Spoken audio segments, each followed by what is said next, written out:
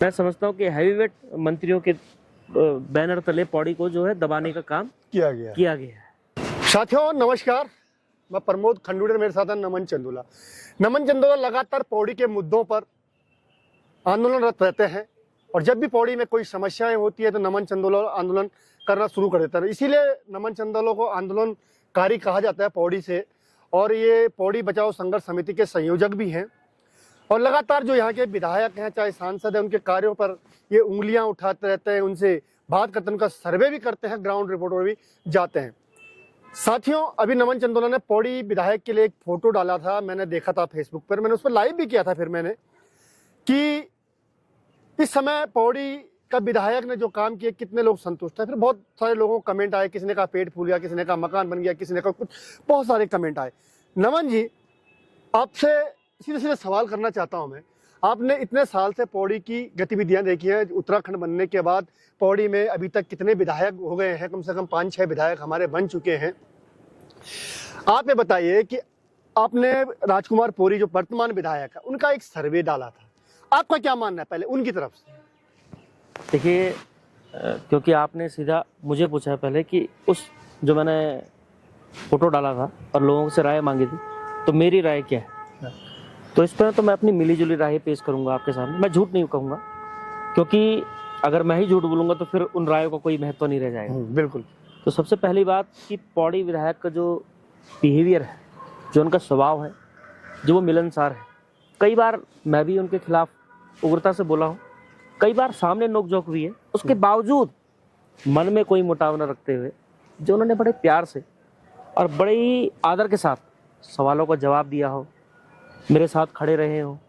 अभी आप देखेंगे, पिछले मैंने जब पौड़ी बंद का ऐलान किया था, सरकार के खिलाफ आंदोलन था, लेकिन उसके बावजूद भी पौड़ी विधायक का मुझे फ़ोन आता है कि नमन भाई, ये समस्याएं मेरी भी हैं, अगर अस्पताल ठीक नहीं है तो मुझे भी दिक्कतें होंगी और मैं आपके साथ खड़ा हूँ। तो यहाँ तक की जो बात है, तो मैं विधायक जी, मैंने देखा है कि मुझे नहीं लगा कि आज से पहले किसी विधायक ने इस तरह से मेरे से बात की हो। मेरे से ही नहीं, आम पब्लिक की भी बात कर रहा हूँ, और ऐसे खड़े रहे हूँ। एक व्यक्ति जो लगातार सरकार की खिलाफत कर रहा हो, उस सबके बावजूद भी अगर कोई व्यक्ति उसके साथ खड़ा है, कोई विधायक खड़ा है, ये अपने आप में एक बात। दूसरी बात मैं ये कहना चाहूँगा कि आपने देखा होगा कि यहाँ एक नया कल्चर पहाड़ों में बन गया है।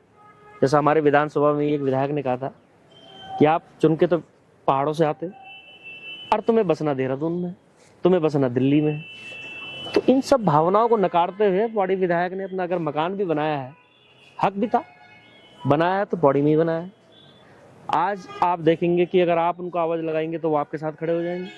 कोई भी व्यक्ति बड़ी आसानी के साथ किसी भी समय उनसे मिल सकता है, ना कोई प्रोटोकॉल है, ना कोई मतलब कि कोई वेटिंग का सिस्टम है या फिर ना हो जाए नकारने वाली सिचुएशन, ऐसा कुछ नहीं। तो यहाँ तक तो जो है पौड़ी विधायक की दाद देनी चाहिए और हम उनके साथ खड़े। लेकिन जब बात ओवरऑल पूरे पौड़ी की आती है, तो वो सर्वे डालने का मेरा मकसद ये था कि कुछ दिनों पूर्व मैंने एक पत्र को वायरल किया था फेसबुक में, जिसमें कहा गया था कि सरकार ने कुछ योजनाएं पौड़ी के लिए अब जाकर उनको लागू किया है। हालांकि पौड़ी विधायक लगातार उनमें प्रयासरत थे। होता है जब जिस सरकार में मंत्रियों तक की ना सुनी जा रही है, और पूर्व कई ऐसे विधायक आपने देखे थे कि 4-4, 5-5 बार के विधायक हैं, उनकी ना सुनी जा रही है, इसी पे मैंने चर्चा की थी। उसके बावजूद भी पौड़ी विधायक की उन योजनाओं पर होना, और कहीं ना कहीं मैं पहले दिन से इस बात को कह रहा था कि पुष्कर सिंह धामी जी की गुड बुक में पौड़ी विधायक है और इसका लाभ पौड़ी को मिलना चाहिए। आप ऐसा कोई विधायक मुझे बता दीजिए, ऐसा कोई सांसद मुझे बता दीजिए जिसके पास मैं गया हूँ और मैंने कहा हो कि मेरा कोई व्यक्तिगत लाभ कर दीजिए। कोई ऐसा कार्य मैं करता ही नहीं कि व्यक्तिगत लाभ पहुँचाने वाली बात हो। उसके बावजूद पौड़ी विधायक ने 4 साल भले ही लगाए, लेकिन कुछ योजनाएं पूरी हुई। मेरा कहने का मतलब सिर्फ इतना सा है कि सरकार को थोड़ा पहले इनिशिएटिव लेते हुए धरातल पर कुछ ना कुछ कार्य करते रहने चाहिए। बिल्कुल। तो ये एक मिला जुला असर मैं इस बात पे कहूंगा कि जो काम 4 साल पहले शुरू हो जाने चाहिए थे, 4 साल बाद वो शुरू हो रहे हैं। कहीं ना कहीं इसमें विधायक जी की भी कमी है, कहीं ना कहीं इसमें सरकार की भी कमी है। और ओवरऑल अगर देखा जाए तो जिस वर्ग से विधायक आते हैं, जिस श्रेणी से आरक्षित श्रेणी से वो आते हैं, उसके बावजूद उन्होंने कहीं ना कहीं प्रयास जारी रखा। कुछ उन पर आरोप भी लगे, सोने के आरोप आए, कुछ उन पर आरोप लगे कि भाई ये उसमें सुझाते हैं। कोई भी व्यक्ति आज की डेट में ये नहीं दिख रहा कि किस मनोस्थिति से कोई विधायक, कोई जनप्रतिनिधि गुजर रहा हो। हम गुजर रहे हो, आप गुजर रहे हो, कहीं ये भी आई कहीं- हमने बच्चे नौकरी लगा दी उन्होंने। हाँ, मेडिकल की क्या सुविधाएं थी, ये सब कुछ भी आ रहा था। उनके बच्चों की नौकरी की बात आ रही थी। कोई वो बच्चे जबकि पहले जब वो विधायक नहीं थे उससे पहले उनका एडमिशन हो चुका था। तो मैं यहाँ पे उनका पक्ष नहीं रख रहा हूँ। कई लोग बोले भाई आप उनका पक्ष रखो, मैं पक्ष नहीं रख रहा हूँ। इन सब बातों में तो जो है सब कुछ सही था। लेकिन मैं एक चीज मानता हूँ नमन जी, देखिए एक बात सुना, मैं ये मानता हूँ कि अभी तक भी उनकी तरफ से भी बहुत बड़ी उपलब्धि नहीं दिख रही पौड़ी के अंदर कि कोई बड़े संस्थान आए गए हो, कुछ आए हो। लेकिन उसका भी कारण मैं मानता हूँ, जैसे आपने बोला कि जब मंत्री की नहीं सुनी जाएगी तो विधायक की कहाँ सुनी जाएगी।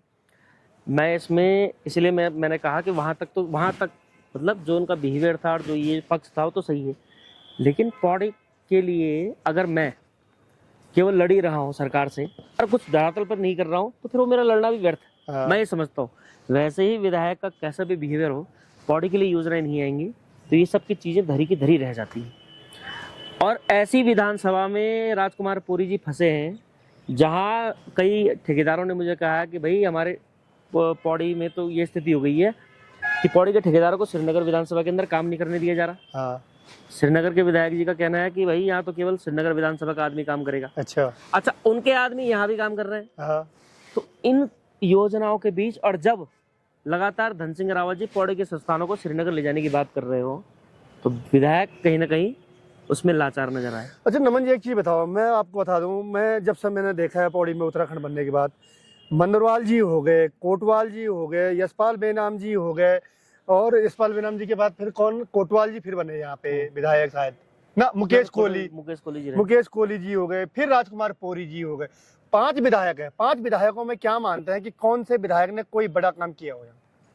मुझे लगता है कि कहीं ना कहीं इसको लेकर अगर हम बड़ी देखिए छोटे मोटे कामों को तो गिनना मुझे नहीं लगता कि अगर किसी ने रोड ठीक करवा दी, किसी ने पुश्ते लगवा दिए तो ये काम, ये विकास का काम है, लगातार आएगा, विधानसभा में आएगा, वो होता रहेगा। लेकिन इसके बावजूद अगर किसी संस्थान को पौड़ी में लाकर टिकाने का काम किया तो मंदरवाल जी ने किया, सब जानते हैं। बिल्कुल। एकमात्र हमारे पास वो पॉलिटेक्निक था जो आज तक नहीं बन पाया, 5.5 करोड़ रुपए खत्म कर दिए। उसमें भी उस व्यक्ति ने जो आज दिवंगत हो चुके हैं, मंदरवाल जी काफी आदरणीय रहे हैं, कांग्रेस से विधायक रहे, एकमात्र वो व्यक्ति थे जो एक संस्थान को पौड़ी में स्थापित कर पाए।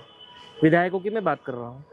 कहीं ना कहीं ये कमी देखी गई लंबे समय से, जो आज तक पौड़ी इसकी भरपाई नहीं कर पाया, क्योंकि मुख्यालय की जो स्थिति है, ना कोई बड़ा संस्थान यहाँ पर है, ना रोजगार के साधन है, और चारों तरफ से मैं समझता हूँ कि हैवीवेट मंत्रियों के बैनर तले पौड़ी को जो है दबाने का काम किया गया है। तो ये एक कहीं ना कहीं हम सबकी एक और प्रोजेक्ट था जिस समय मुकेश कोहली विधायक थे, उन्होंने बड़ा प्रोजेक्ट लाए थे, वो लल्ली झील का, लेकिन वो झील का वो प्रोजेक्ट भी कहीं ना कहीं खत्म हो गया है, नहीं बन पाया। लौली झील का देखिए, लौली झील का तो मैं पहले दिन से खिलाफत, मैं ये नहीं खिलाफत कर रहा था कि झील नहीं बननी चाहिए। लौली झील के बारे में मेरा स्पष्ट कहना था कि जब आप पौड़ी में पानी की सप्लाई प्रॉपर नहीं कर पा रहे हो, यहाँ सुबह शाम पानी देने का वादा किया गया था, कभी सुबह आ रहा, कभी शाम को आ रहा, कभी आधा घंटा आ रहा, कभी 15 मिनट, कभी 5 मिनट पानी आ रहा है, उधर आप बोल रहे हो कि लौली झील बनेगी, इससे पौड़ी का विकास होगा, पौड़ी में पानी की सप्लाई होगी, बोटिंग होगी, पर्यटक आएंगे, विकास। कहाँ है वो विकास? अगर आप लौली झील को देखेंगे, और लौली झील को दिखाना भी चाहिए आपको, आप जैसे पत्रकार, मैं 2-3 बार दिखा चुका हूं, उस पर आप चर्चा कीजिए इन विधायकों से और इन मंत्रियों से कि जिस झील की बात की, क्या वो झील है? एक तालाब बनाकर छोड़ दिया गया। तालाब नहीं, उसका जो मैं नमन जी आप बताऊं, मैं आपको, मैंने इसके बारे में पूरी जानकारी की, उनके एससी से बात की, उनसे बात की, वो पता चला है कि वो झील नहीं, वो एक जल संरक्षण के तहत कार्य हुआ था, जिसमें कि पानी की योजना बननी थी और सिंचाई की योजना बननी थी। आपने देखा होगा गाँव में छोटे छोटे खाल बनते हैं, तो वो योजना का ही है, वो भी जल संरक्षण की योजना है।